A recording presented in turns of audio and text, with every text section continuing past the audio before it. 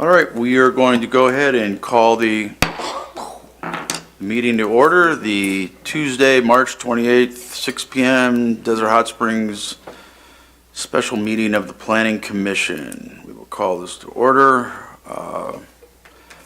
Mr. City Clerk, roll call, please. Commissioner Aleman, Present. Commissioner Stover, Present. Commissioner Wagstaff, Here. Vice Chair Nindell, Present. Chair Voss. Present. All right, the pledge. Commissioner Alleman, will you lead us in the pledge?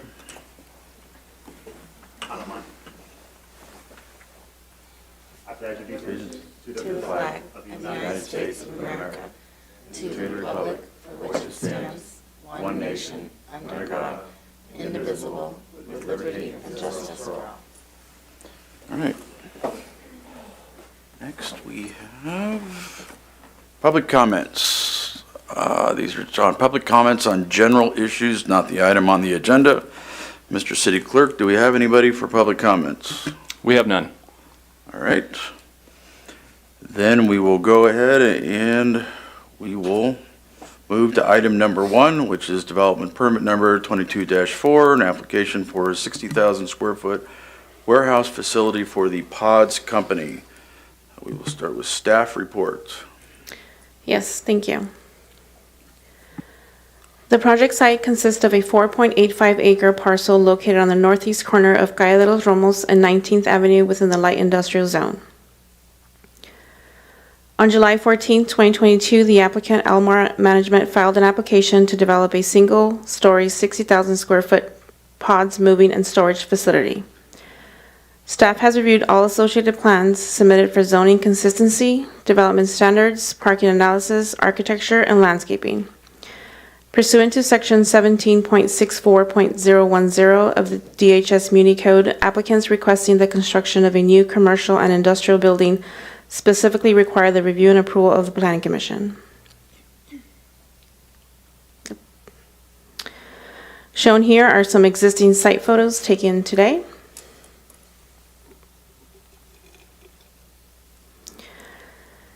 The proposed site plan for the climate-controlled warehouse facility and supporting infrastructure improvements.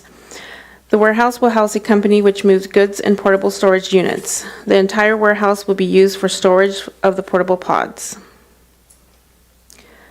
The proposed building will be designed to create interest by using various materials. The structure is proposed to be a tilt-up construction in neutral colors of white and gray tones with glazed windows, steel man doors, and steel garage doors. The building height is proposed at 34 feet, single-story with a building lot coverage of 35%. Landscaping has been designed to balance aesthetic, water usage, and security objectives.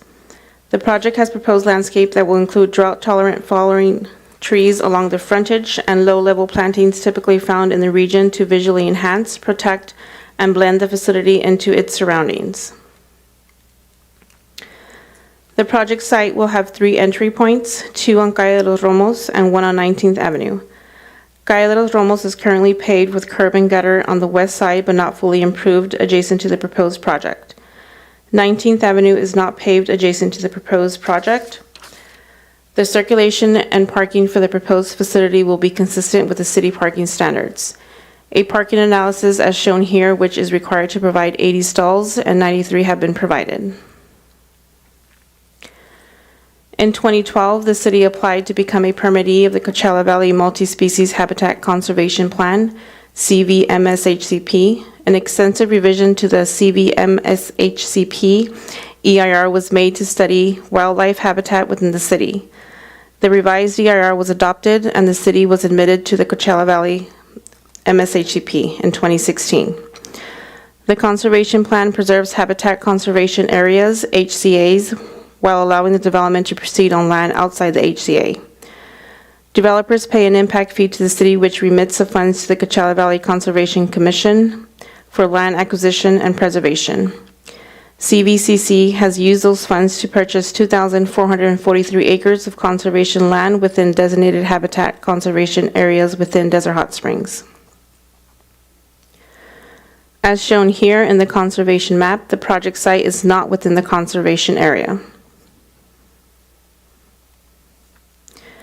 In accordance with CEQA, an initial study has determined that the development of the proposed project would not have an impact on the environment with the implementation of mitigation measures.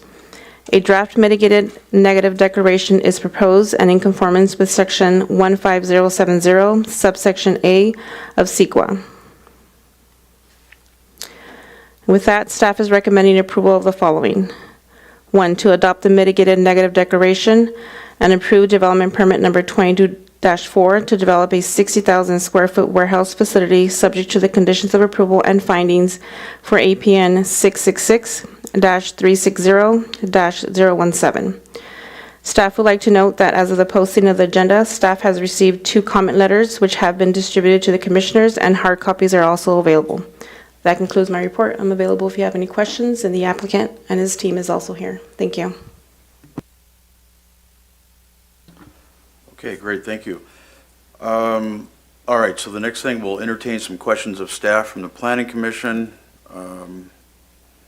if there's any, or we can continue on, just open the public hearing, and then we can go with more discussion on item number 10, however the commission pleases. We can kind of mix it up or do it all at the end after we hear some comments. I have a question for staff.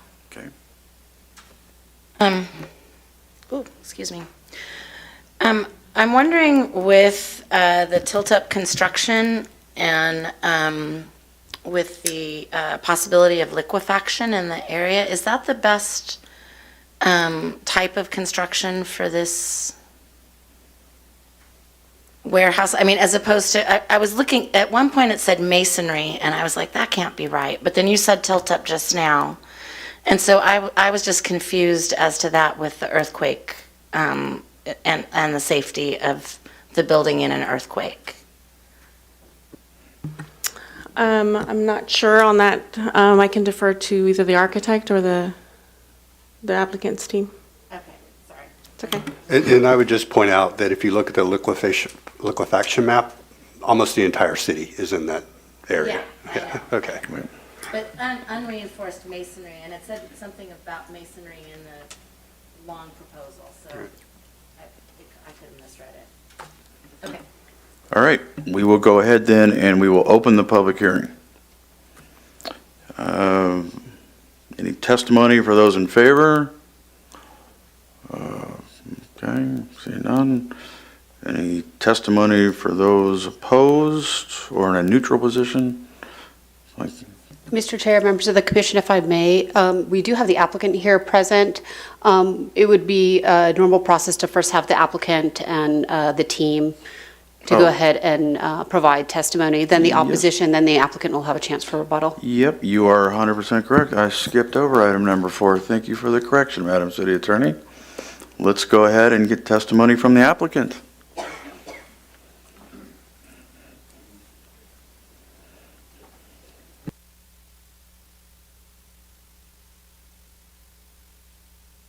I am the developer for the parcel. I have here with me Chris Bozzella from MSA Architects, Mike Rowe with MSA Architect, and Jeffrey Villa, who is MSA Engineering, and Jeffrey Villa is the architect for the project. We are pleased to present the project to the city. We have engaged MSA to conduct the surveys and studies needed for the mitigated negative declaration. We have engaged Jeffrey Villa to complete the architecture for the building. The building is a rather simple planned to be tilt-up construction building to be used by the company called Pods, which is a moving and storage company. I'm happy to look. Can we put the site plan up on the screen, and I can show you, or I can just talk briefly through the site plan, and if you have any other questions for me, I'm happy to answer them.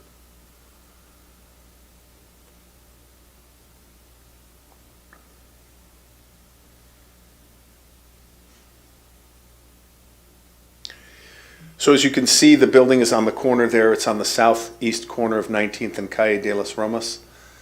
We have ingress and egress both on both on 19th Avenue and on Calle de los Ramos to get to the back of the property. It's a square building. We have incorporated desert landscaping throughout the property to use as little water as possible, but to also be aesthetically pleasing. The building itself has a white and gray painting scheme, also to sort of blend in or not be too loud or too obvious. The parking requirements for the city have been exceeded in the plan, and the building itself is really a plain open warehouse to be used by pods. We've taken into consideration the water runoff and all the utilities that are going to be needed for the building, and so all of that has been taken into consideration by MSA in their conclusion for a mitigated negative declaration. And then the building itself has been designed, as was said before, as a tilt-up concrete structure, and the building was designed by Jeff Villa, who is here with us. I think that's really the complete analysis of the project. It's a pretty simple building on a square lot there. If you have any questions, I'm happy to answer them, or do you want to do that at a different time?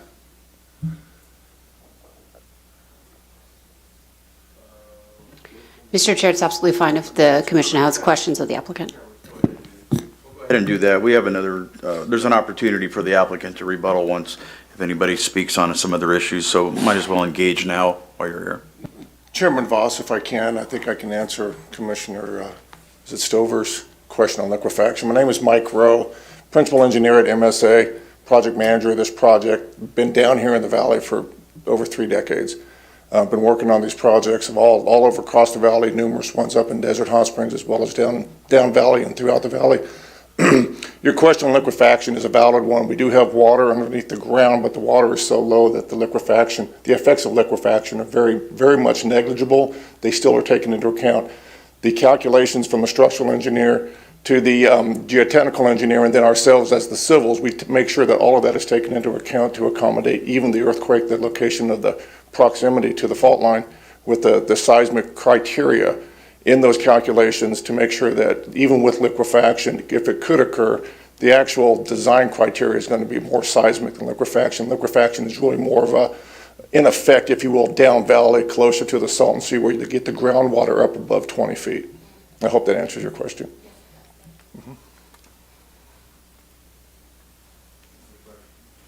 Any other questions? Yes. Go ahead.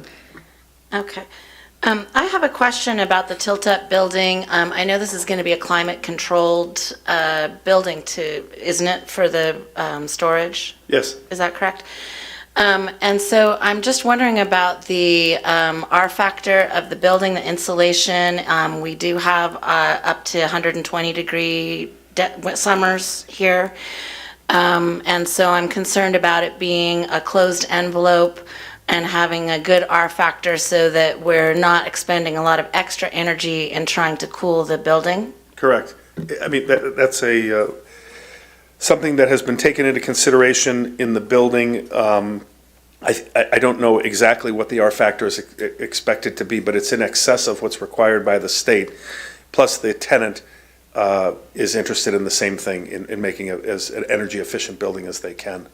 So we are in excess of what's required by the state for the R factor. Okay, thank you. Sure. Okay. Any others? All right. Seeing none, then. Oh, I have one Oh, more. All right, Okay, go there ahead. you go. Sorry. That's all right. It's my nature. I noticed in the proposal that your parking exceeded the 62 spaces and went up by almost a third to 92 spaces. And I'm wondering if there's any purpose for that. Do those extra spaces serve a purpose? Well, there will be customers there that come to the site who are going to be needed to operate the business. And so I think I think it's 80 that are required, and we have 93. So we have an extra 15%. Oh, I thought I read it was 62, but I could have misread Yeah, that. no, it goes from 80 to 93, and the purpose is just to make sure that there's enough customer parking. Okay, thank you. Sure. Okay. Seeing no other comments, then we'll go ahead and we'll move on to any public testimony of those who are in favor, or we can go, I think we kind of already went through that. So public testimony of any of those opposed or neutral.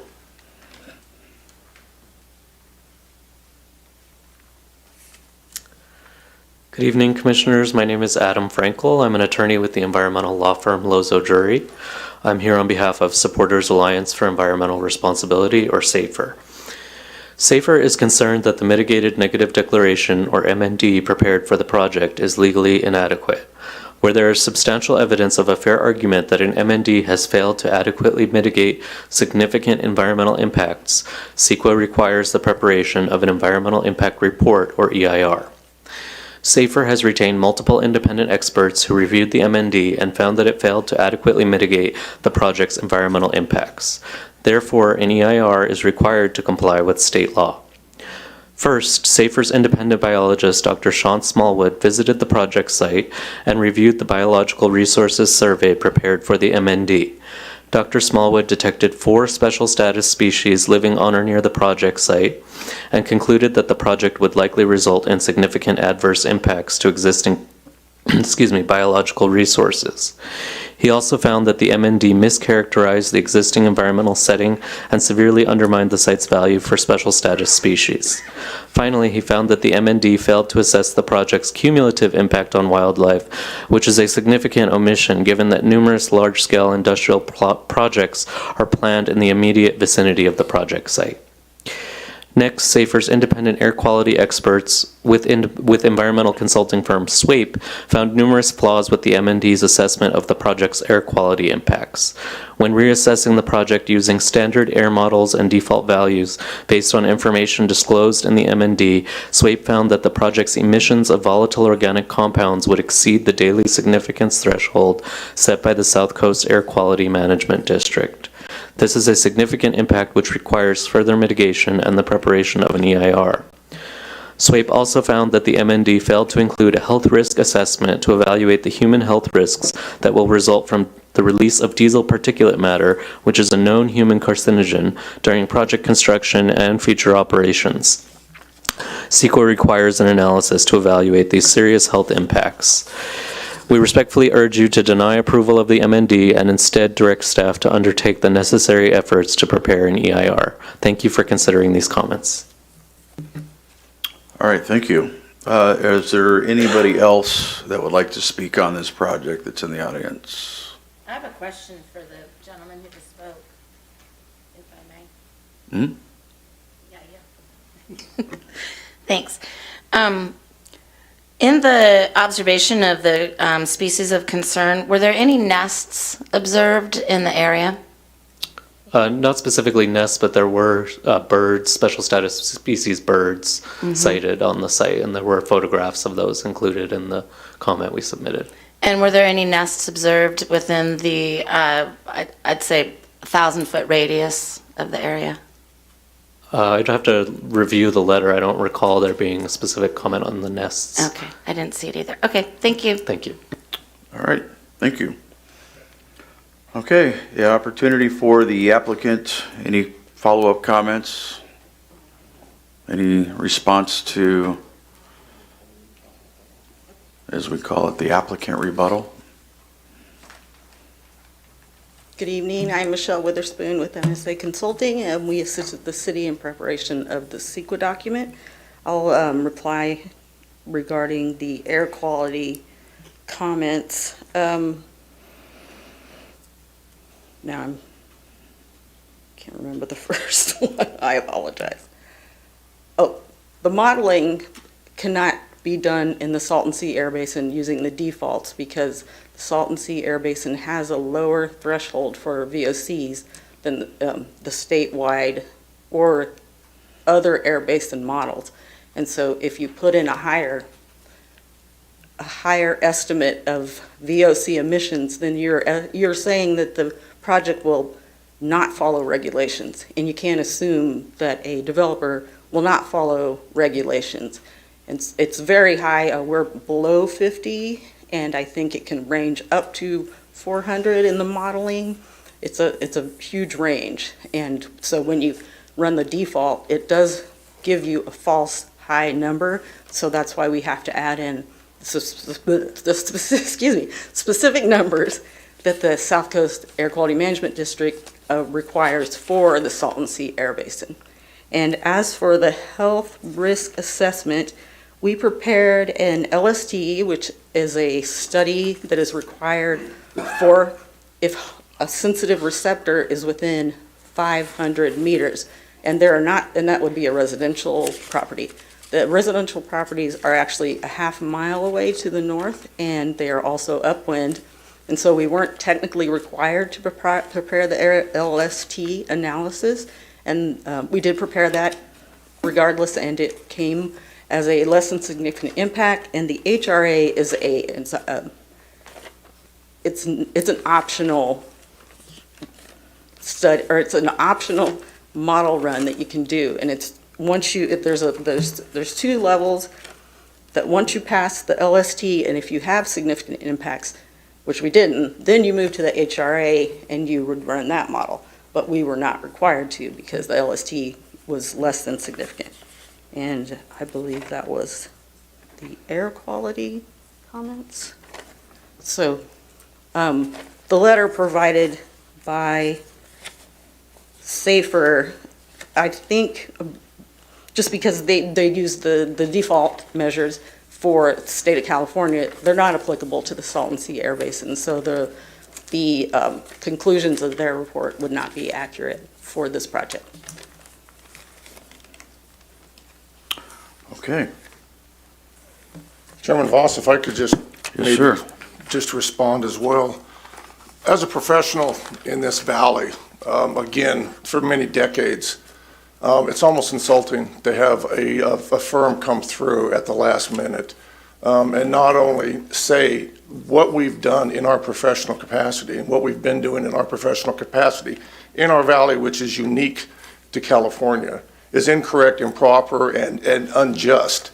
I think it's just wrong. It's a CEQA abuse ability with these agencies to have ulterior motives to come in here and try to stop projects that we're trying to enhance in our valley, in our communities.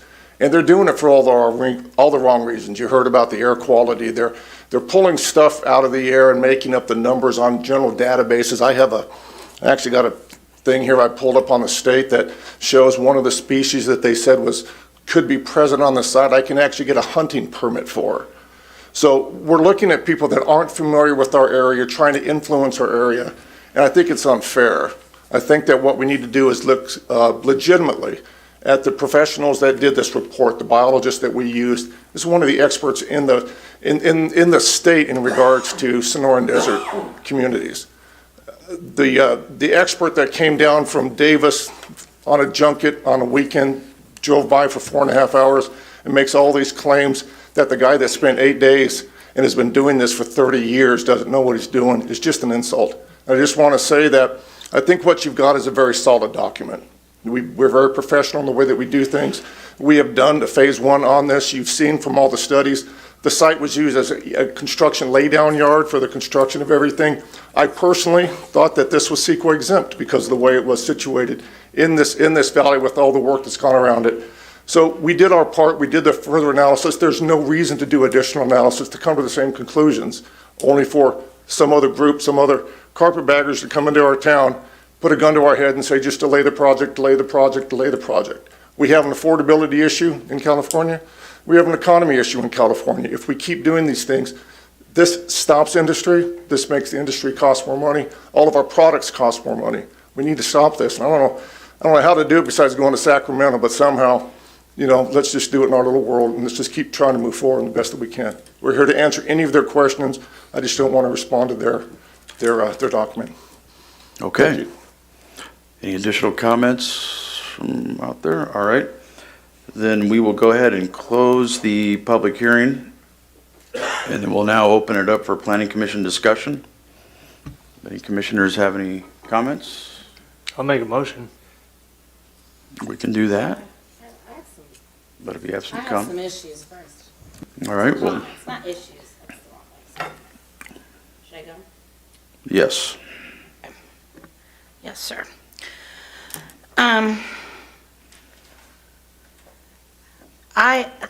I appreciate the concerns of SAFER when they come and have concerns about our environment. I, as a Californian, I also have concerns. But I also appreciate, as an independent business person, the need for the project, the developer, to move forward if possible. And I'm hoping there's some way to do so that will in some way address some of the concerns put forth by the Attorney General's document on best practices on warehouses, which seemed to me to be exactly the checklist that SAFER was asking for. It seemed almost like a ticket right down the list. Some of those things I don't think the Planning Commission is in a position to ask for, and some of them I think are already provided for in this document that you've given us today. But I do think there are things that here in 2023 that we need to consider moving forward. Things such as water recharge in the area. I have a huge concern. Desert hot springs were based on this aquifer. It's the whole basis of our community. And so I have a concern that we are recharging. This is in the alluvial plain, quite obviously. It's a recharge zone, and we're covering, I think, 87% of the property with hardscape, including the building and the paving. So what I'd like to see happen with this project is to remove some of the extra parking and some of the extra paving and to repurpose that into a bioswale type of water recharge. And also, if the developer decided to move in this direction, I see a possibility of taking that whole eastern side of the property where there are 17 parking spaces, I believe, and turning that all entirely into a bioswale of planters in which could be planted many Washingtonia filariaries, or I say that wrong every time, mesquite and native palo verdes, which would not only support the native and transiting wildlife, because we are a flyover zone here. It might also mitigate some of the noise and air pollution to the so-called sensitive receptors, which don't seem to me to be in the area other than our wildlife. But it would also create that barrier, the vegetative barrier that is asked for in the best practices. So I would like to see the project move forward with that kind of an emphasis of maybe removing some of the paved space and repurposing that to water recharge and to also creating a greater vegetative barrier for noise, air pollution, and helping to mitigate those other issues that are brought up in best practices. All right. Yeah, I guess, go ahead. Chairman? Yeah, go ahead. Thank you. It's a great question, and I think that you also bring up a very good point in our valley. We have all the water districts down here. We have to do water supply assessments on projects when they meet certain thresholds. This one unfortunately does not meet those thresholds, to make sure that we have the recharge back into the basin so that we don't waste it. At the same time, we also have drought concerns, so we want to make sure we're water conscious in the way that we do things. The area that you're discussing on the east side is set up as a bioswale. When we do our design, as part of our job, our task, is we have to make sure we capture all of the stormwater that falls onto the site. We capture it into either these bioswales, these retention basins, which are landscaped and then vegetative, or we put them in underground vessels and do the same thing with not quite so deep of a basin, because it just, physically can't work. So it does the same thing. But halfway up that eastern side and the entire south side is a bioswale. And it's set up for that, for the landscaping. We're only 10 stalls over parked on this project. Giving up a few stalls, I think, may or may not help, but I think what we're doing is exactly what you're asking for, and that we have that ability, and we have the exact same landscaping that you have to make sure that we can create that atmosphere that you're talking about. And just to further say, we're certainly open to looking at that based on the actual tenants' needs for the space, and if they are open to it, then we certainly would be open to it too. So we can look at that. We will definitely look at it. I don't want to commit to it 100%, but I'm certainly open to it, and I will try to make that happen. I'd rather see the landscaping there too. So if they can afford to lose the spaces, then we'll get rid of them. Well, certainly the paving will cost something, and it may actually cost more than the landscaping would.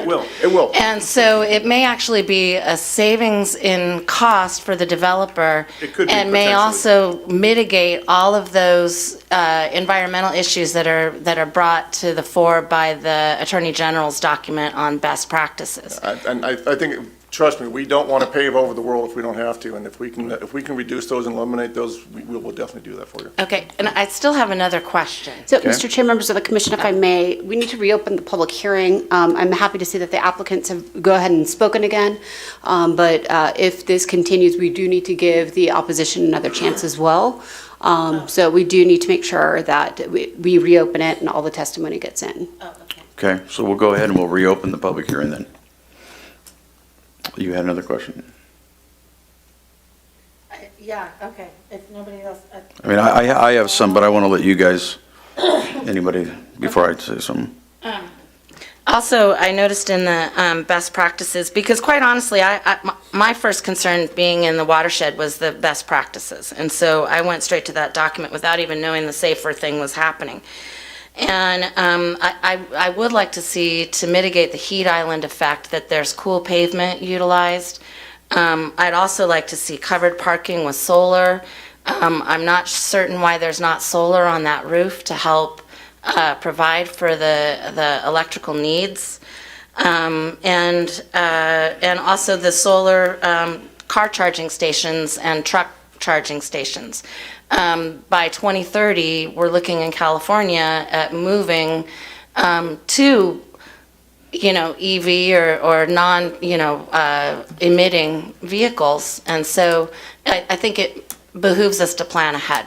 So I would want to stick to those kind of things. Right. And remember, those are the type of things we can suggest, but we can't require. Yeah. And so, did any other commissioners have anything to say? Okay, because I've got some things on the opposition. Does the opposition have anything you'd like to come up and say?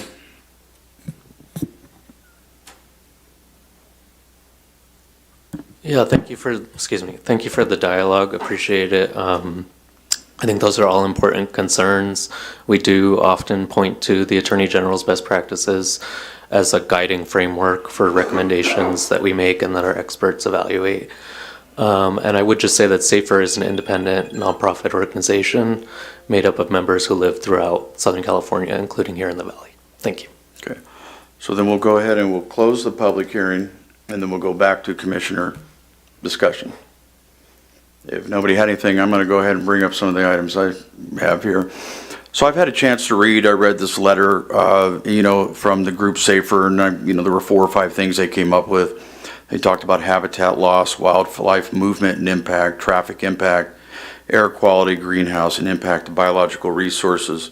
I think through the Coachella Valley and the cities and CVAG and the groups themselves, they came up with that multi-species habitat conservation plan to address those very issues. which this project is not in. And I think that needs to be repeated multiple times, because there seems to be people that make the assumption that it is. Traffic is always an issue that's brought up all the time. I don't envision 7 people, 7 employees, being a heavy traffic.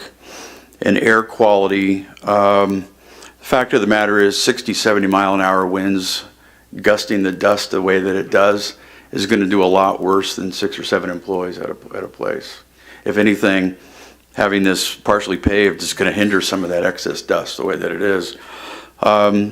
You know, Department of Fish and Wildlife came up with some suggested items as well. I don't see that as a recommendation to adopt those, so those can be something that staff can work with the applicant if they feel that it's needed for that extra precaution.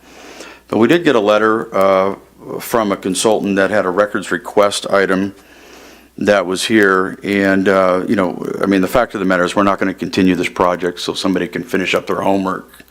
And especially when they're asking it the day before, they need to get their facts straight too. This is not in that multi-species conservation plan, so they should probably re-educate themselves before they come publicly on these things.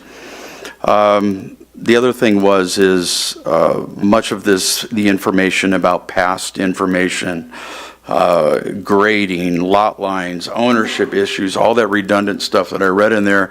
Number one, it's all hearsay, it's not factual, and the reality of it is our staff, when they review this and the application is put in, they have to do a survey of the property, a determination of who's the ownership, they have to get ownership information. They find out all that stuff. If there's a lot line discussion, if there's code compliance related issues, they extract all that information prior to, and it could be, you know, whatever information they have to do. So, you know, that's great, you know, that somebody wants to do that as a homework assignment, but we're not going to waste staff's time on dealing this kind of stuff. We're not going to waste our time as commissioners, you know, for that. And again, they just kind of need to get their facts straight. This is, you know, I've been a huge cheerleader of our town as far as economic development. And so, you know, when cannabis came into this town, people were like, what are you doing? And we had a lot of projects, and a lot of people said, you know, hey, you know, why are you building so many? Well, we didn't build so many, but we entitled so many, because we knew that a lot of them weren't going to get built. But if you entitled property, then you knew that that entitled property itself was going to eventually get utilities. Edison and the gas company were going to come and say, hey, we're going to do these things. Now, when you go fast forward 3-4 years later, cannabis now is the #1 revenue generator for the city over property tax and sales tax. And so what's the natural area? The natural area is this area south of Dillon, east of Indon, and west of Palm. In that area also has this multi-species in a portion of it.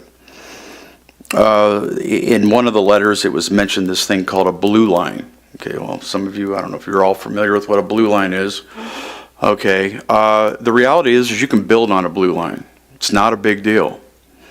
I've negotiated multiple projects that I've worked on with Fish and Wildlife in their Ontario office, where I've built places on top of blue line or negotiated the fees down because of giving land back, or fees were given towards a trust and those kinds of things.